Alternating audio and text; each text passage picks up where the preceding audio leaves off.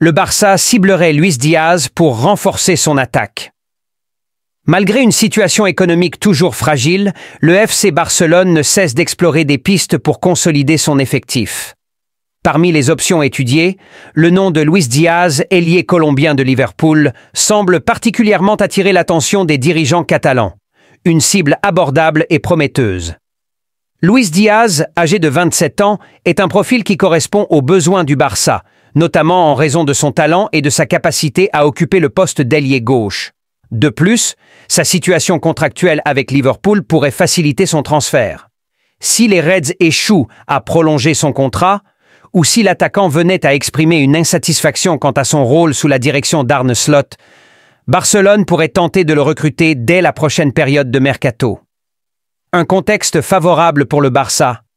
Bien que d'autres noms prestigieux comme Rafael Leao, Nico Williams ou Gvicha Kvaratskhelia aient également été évoqués, Luis Diaz semble être une cible prioritaire pour le club blaugrana.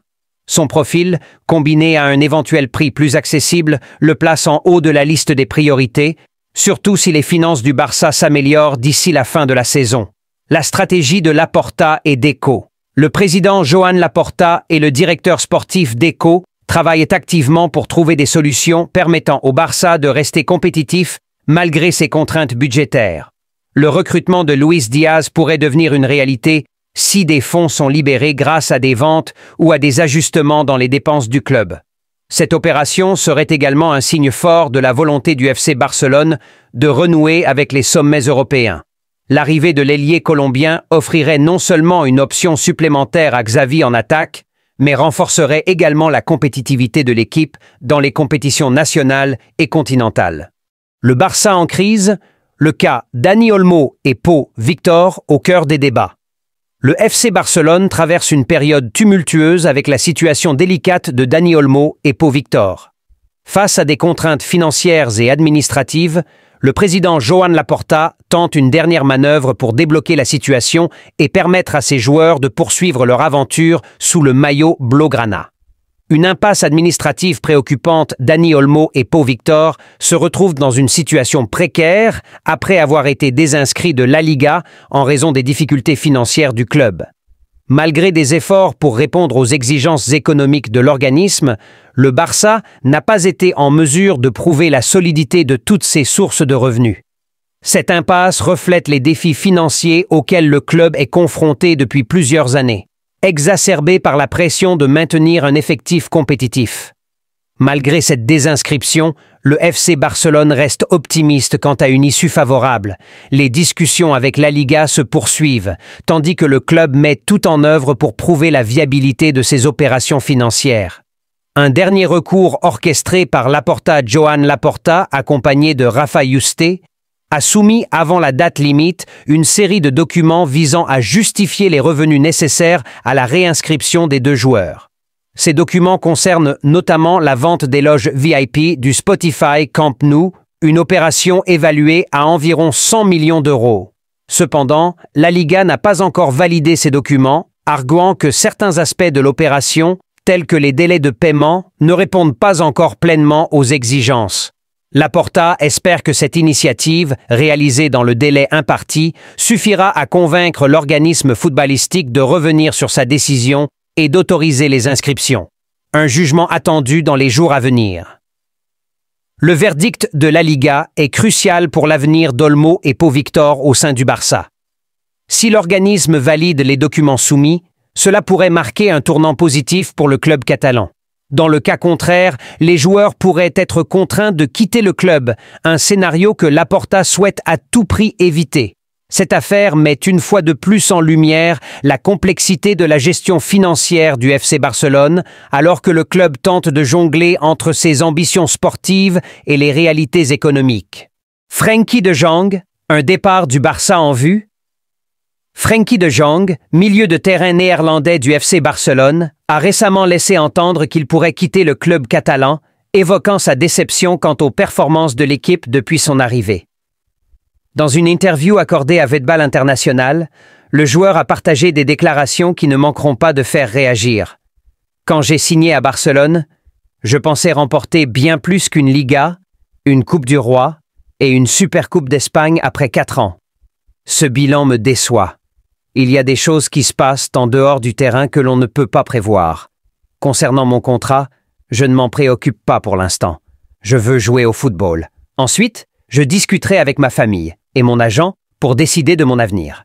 Les gens pensent que je resterai à Barcelone parce que la vie ici est agréable, mais ce qui se passe sur le terrain reste prioritaire. Tension avec la direction et bilan mitigé. Ces déclarations reflètent des tensions grandissantes entre le joueur et la direction du club, ainsi qu'un mécontentement face à l'absence de compétitivité du Barça ces dernières années. Sous contrat jusqu'en 2026, Frenkie de Jong n'a pour le moment montré aucun signe d'ouverture à une prolongation, renforçant ainsi les spéculations autour de son départ. Le Bayern Munich en pole position. Selon les informations d'El Nacional, le Bayern Munich serait en pole position pour recruter l'ancien joueur de l'Ajax Amsterdam. Une arrivée en janvier prochain est même évoquée, bien que les négociations ne soient qu'à leurs prémices. Pour les Bavarois, De Jong représenterait un renfort de poids au milieu de terrain, capable de dicter le rythme et d'apporter sa vision de jeu. Un départ qui arrange le Barça? Du côté du FC Barcelone, un départ de Frenkie de Jong pourrait également être vu d'un bon œil sur le plan financier. Alors que le club traverse une période économique délicate, vendre le joueur maintenant permettrait de récolter une somme conséquente, évitant ainsi de devoir le céder à prix réduit dans les prochaines saisons. Un transfert imminent de 10 millions d'euros pour le Barça.